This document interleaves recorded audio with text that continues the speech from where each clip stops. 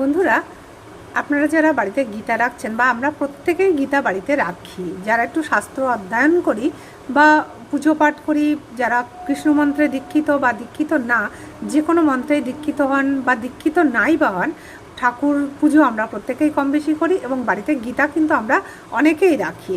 তো সম্ভব হলে প্রত্যেকেই গীতা রাখবেন, এবং গীতা রাখলেই কিন্তু শুধু হবে না বন্ধুরা, গীতা রাখার কিন্তু একটা নিয়ম আছে, সেই নিয়মটাকে কিন্তু ফলো করতে হবে। ছোট গীতা হোক বড় গীতা হোক, আপনারা লাল শালু কাপড় কিনে নিয়ে আসবেন এবং স্নান করে সেই গীতা কিন্তু লাল শালুতে মুড়িয়ে তবেই রাখবেন।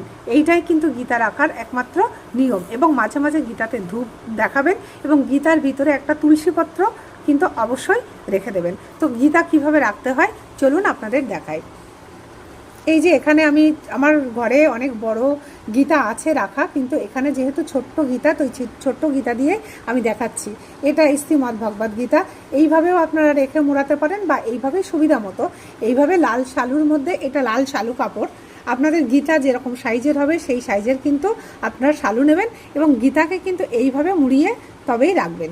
এইভাবে মুড়িয়ে কোনো একটা মানে, এটা আমি নিচে চেম্বারে তাই স্টিলের প্লেটে রেখেছি, মানে ঠাকুরের থালা স্টিলের, কিন্তু এখানে একটা তুলসীপত্র রাখা আছে। কিন্তু আপনারা কিন্তু পারলে তামার অথবা কাঁসার যে কোনো পাত্রের পরে গীতা সুন্দর করে লাল শালুতে মুড়িয়ে তুলসী দিয়ে কিন্তু রাখতে পারেন, এবং গীতাতে কিন্তু অবশ্যই নিয়ম করে ধুনো ধূপ এই সমস্ত দেখাবেন, প্রণাম করবেন।